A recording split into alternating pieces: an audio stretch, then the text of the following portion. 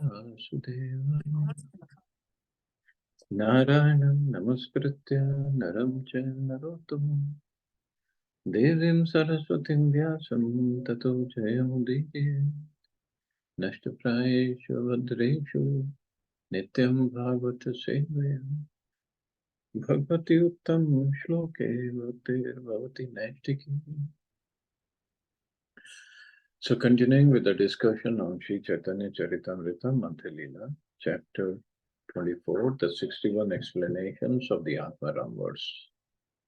Text 330 onwards. We were discussing the purport yesterday from this verse and we'll carry on, continue wherever we left.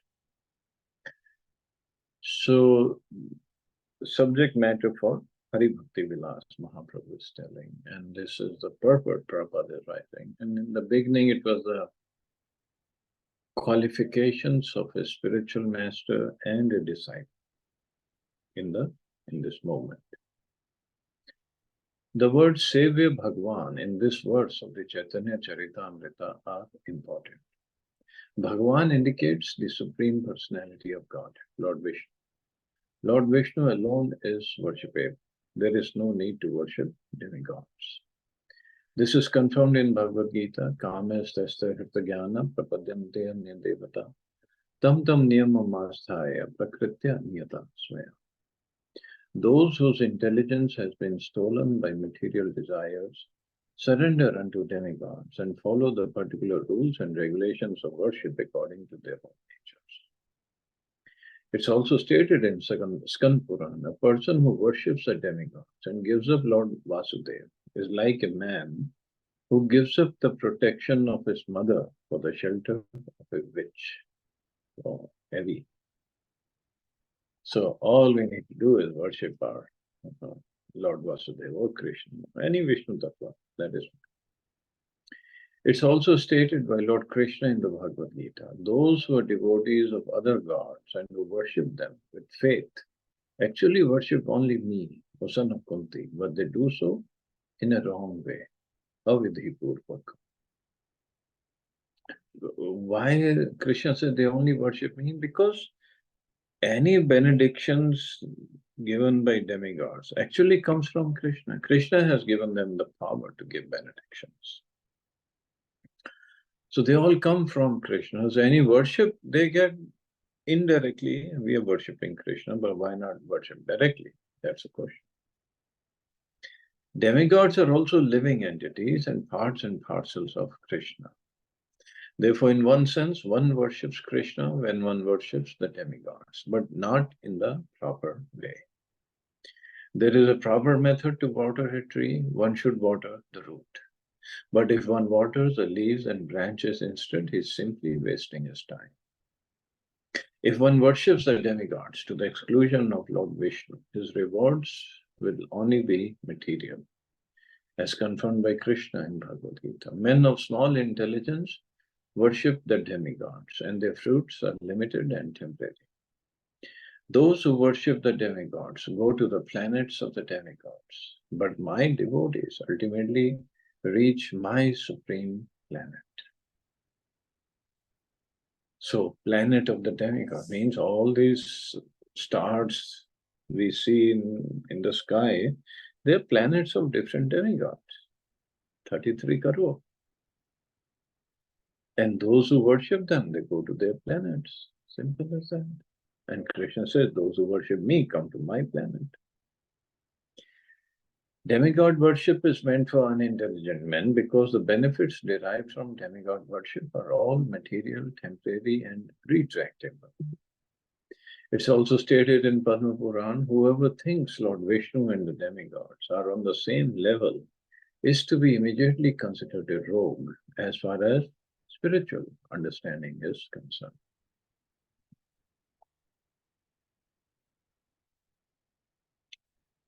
Now, as far as Puranas are considered, there are 18 Puranas. 6 for people in the mode of ignorance, 6 for people in the mode of passion, 6 for people in the mode of goodness. Now, this Padma Puran, Bhagavatam Puran, they all come in the mode of goodness. That's why they don't recommend demigod worship. But if we read other Puranas, I don't know which Puran comes under passion and which comes from people in mode of ignorance. But if we read any of those Puranas, they will recommend demigod worship. Why? Because, see, this is the beauty of Vedic scriptures. It's for everybody's upliftment at their own pace, depending upon their position, wherever they are. It's not like you just worship Krishna, chant Hare Krishna, otherwise you'll go to hell or we're gonna cut off your neck. No. It's for devotees of Krishna not to worship the demigods. But Karma Kanda is full of demigod worship. So the idea is, rather than not following any scriptures, not following anybody, not believing in any authority, at least do this. Because Karma Kanda people get attracted to that very fast. Better than being an atheist, do some demigod worship, get some benefits, and keep going. That is the idea. But for devotees, so for Vaishnavas, we don't need to worship the demigods. Whoever thinks Lord Vishnu and the demigods are on the same level is to be immediately considered a rogue as far as spiritual understanding is concerned. There are three modes of nature in the material world, but when one is situated spiritually, he is above the three modes, even though he lives in this material world. As Krishna says in Bhagavad Gita, Mam cha yoga vichare. One who engages in full devotional service, unfailing in all circumstances, at once transcends the modes of material nature and thus comes to the level of Brahma. In material consciousness, however, even one who is situated in the mode of goodness is susceptible to pollution by the modes of passion and ignorance. When the mode of ignorance is mixed with the mode of passion, one worships the sun god Vivasva. When the mode of goodness is mixed with the mode of ignorance, one worships Ganapati or Ganesha. When the mode of passion is mixed with mode of ignorance, one worships Durga or Kali, the external potency. When one is simply in the mode of ignorance, one becomes a devotee of Lord Shiva, because Lord Shiva is the predominating deity of the mode of ignorance within this material world. However, when one is completely free from the influence of all the modes of material nature, one becomes a pure Vaishnava on the devotional platform. Then he is beyond anything, anywhere. As Srila Rupa Goswami states in the Bhakti Rasamrita Sindhu, Anya Vilashita Shunya. One should render transcendental loving service to the Supreme Lord Krishna favorably and without desire for material profit or gain through fruitive activities or philosophical speculation. That is called pure devotional service. So one should render transcendental loving service to the Supreme Lord Krishna favorably and without any desire for material profit or gain through fruitive activities or philosophical speculation. That is called pure devotional service, Bhaktir Uttama. So many words are there, and every word is very important. When we discuss nectar of devotion, then we can discuss all this. The position of Vishuddha Sattva is the position of uncontaminated goodness. On that platform, one can then understand Aradhya Bhagwan Vrajeshtane Astadham Vrindavan. The Supreme Personality of Godhead, the son of Nanda Maharaj, is to be worshipped along with this transcendental abode, Vrindavan. The word Sarva Mantra Vicharan in the present verse of Sri Chaitanya Charitamrita means considering all different types of mantras. There are different kinds of mantras for different kinds of devotees. There is a mantra known as Dwadash Akshar mantra composed of 12 syllables, and there is a mantra composed of 18 syllables. Similarly, there are the Narsimha mantra, the Ram mantra, the Gopal mantra, and so on. Each and every mantra has its own spiritual significance. The spiritual master has to select a mantra for his disciple according to the disciple's ability to chant different mantras. So that was when we talk about the basic mantra for the deities. But Mahaprabhu himself has given us this Hare Krishna Maha Mantra.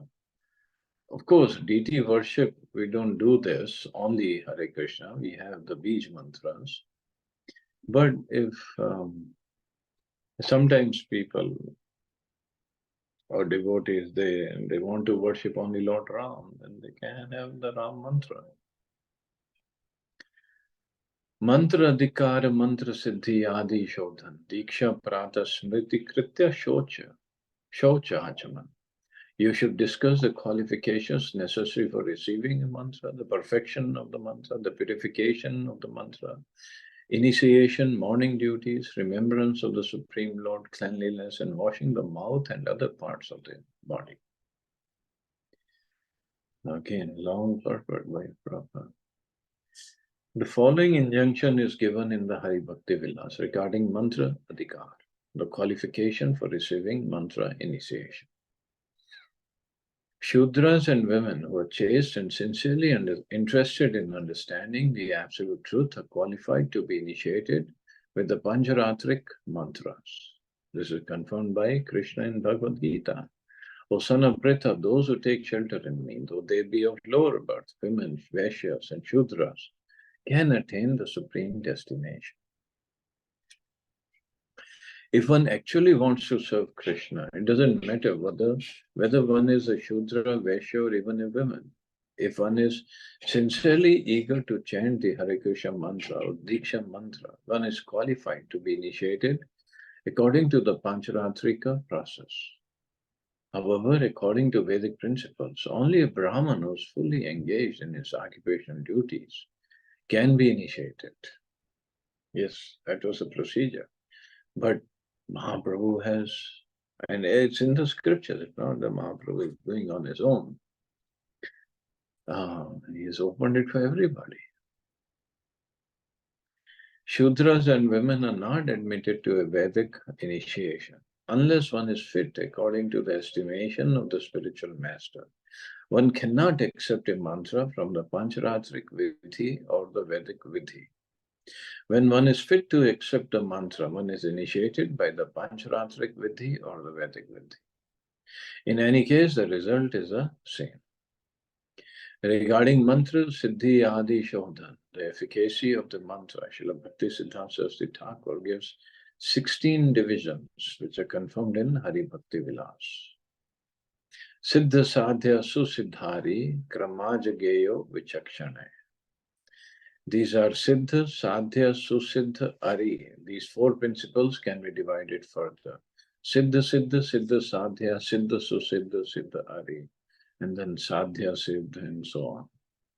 Those who are initiated with the 18-syllable mantra do not need to consider the above-mentioned 16 divisions, as enjoined in the Hari Bhakti Vilas.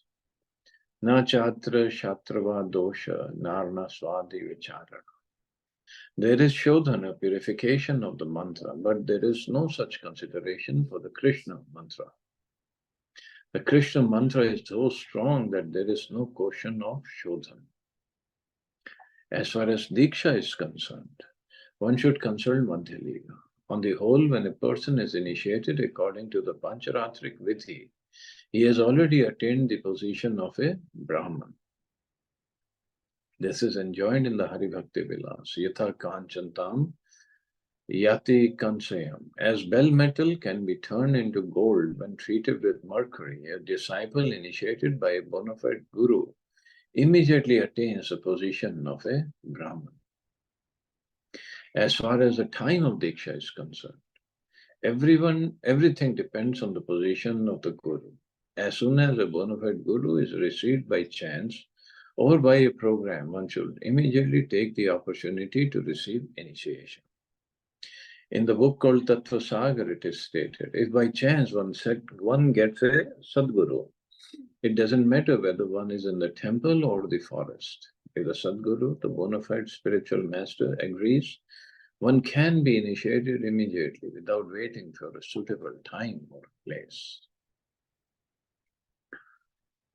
Concerning Pratha Smriti, remembrance of the Lord in the morning, in the early morning hours known as Brahm Muhurat, one should get up and immediately chant the Hare Krishna mantra, or at least Krishna, Krishna, Krishna. In this way, one should remember Krishna. Some shlokas or prayers should also be chanted. By chanting, one immediately becomes auspicious and transcendental to the infection of material qualities. So because sleep is considered in the mode of ignorance, normally. Normally, why I say, because devotee personalities like Srila Prabhupada, even in their sleep, they are performing devotional service, thinking of Krishna. And for them, the sleep is more or less get ready for next service in the morning. But nevertheless, in the morning when we wake up, we are in pretty much ignorance. So one should make a habit of, as soon as we get up, chant Hare Krishna mantra. Carry on with other activities, but chant Hare Krishna. So our consciousness is properly placed. Actually, one has to chant and remember Lord Krishna 24 hours daily, or as much as possible. Smartavya satatam Vishnur vismartavyo na jatachit. Sarve vidhi nishedhasyor. Etyor eva kinkara. Krishna is the origin of Lord Vishnu. He should always be remembered and never forgotten at any time. All the rules and prohibitions mentioned in the Shastra should be the servants of these two principles. So always remember Krishna and never forget Krishna. This is a quotation from Padma Puran, from the portion called Brihat Sahasranam Stotra. The word Prata Kritya is the present verse of the Chaitanya Charitamrita. Means that one should evacuate regularly in the morning and then cleanse himself by taking a bath. One has to gargle or achman and brush his teeth, danta dhavan. He should do this either with twigs or a toothbrush, wherever it is available. This will purify the mouth. Then one should take his bath. Actually, householders and vanprasthas should bathe 2 times a day, morning and evening. A sannyasi should bathe 3 times daily, and a brahmachari may take only 1 bath a day. Whenever one is not able to bathe in water, he can bathe by chanting the Hare Krishna mantra. Whenever one is not able to, there could be conditions anytime. Like when we are in the flight, it's a long flight, we cannot bathe. So chant Hare Krishna mantra. One also has to perform his Sandhya Adi Vandan. That is, one has to chant his Gayatri mantra 3 times daily, morning, noon, and evening. So that is for those who are twice initiated. But this bathing for householders, at least twice, morning and evening. Or also at any time, if he has to go and evacuate, pass his stool, then he should bathe. Danta Dhavana Snana Sandhyadi Vandan, Guru Seva Urdhva Puntra Chakradi Dhara. You should describe how in the morning one should regularly brush his teeth, take his bath, offer prayers to the Lord, and offer obeisances to the spiritual master. You should also describe how one should render service to the spiritual master and paint one's body in 12 places with Urdhva Pundra, Tilak, as well as how one should stamp one's body with the holy names of the Lord or the symbols of the Lord, such as the disc and the club. So putting tilak on 12 places, that is good enough. Somebody wants to decorate with disc and club with the chandan, that's up to him. Gopi Chandan Malya Dhriti Tulasi Aharan Vastra Pita Griha Sanskar Krishna Prabhuta. After this, you should describe how one should decorate his body with Gopi Chandan, wear neck beads, collect tulsi leaves from the tulsi tree, cleanse his cloth and the altar, cleanse his own house or apartment, and go to the temple and ring the bell just to draw the attention of Lord Krishna. So here, Mahaprabhu is saying, Gopi Chandan, and it's mentioned in Chaitanya Charitamrita. Prabhupada also stressed on that. But now when we go to Radha Kund, they say you should put tilak on with that black Radha Kund mitti. Of course, they try to make you very sentimental or emotional. Oh, this clay belongs to Radharani, and if she sees you with some other tilak other than Radha Kund mitti, then she gets angry. No, she will not get angry, first of all. And this is what is mentioned in Chaitanya Charitamrita, in Hari Bhakti Vilas. And Prabhupada, this is what Prabhupada followed. So if Radharani is going to get angry at Prabhupada, I don't know what to say then. Their sentiments are fine for them, nothing against that. And but here it's said Gopi Chandan. In the shloka also it says Gopi Chandan Malya Dhriti. So this is the Gopi Chandan is actually it comes from Dwarka. But in Vrindavan is available, and one should try to get the original thing, because in Vrindavan they mix many things in it, not the Loi Bazaar. But not just Radhakund black mitti. If one wants to, nothing against, but this is not what Mahaprabhu is saying, this is not what Prabhupada followed. So we don't need to just sentimentally follow that. Pancha Shoda Pancha Shatopachare Arachana Pancha Kala Puja Arti Krishnera Bhojan Shayam. Also describe deity worship, wherein one should offer food to Krishna at least 5 times daily, and in due time place him on a bed. You should also describe the process for offering arati and the worship of the Lord according to the list of 5, 16 or 50 ingredients.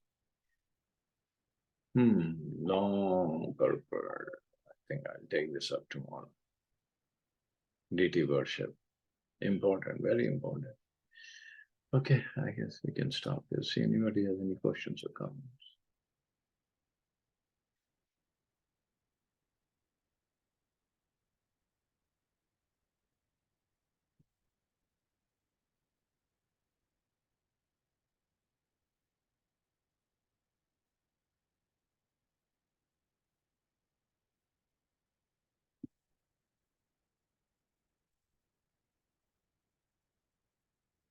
Okay, you all have a safe and wonderful day. Very good. Jai Shri Ram.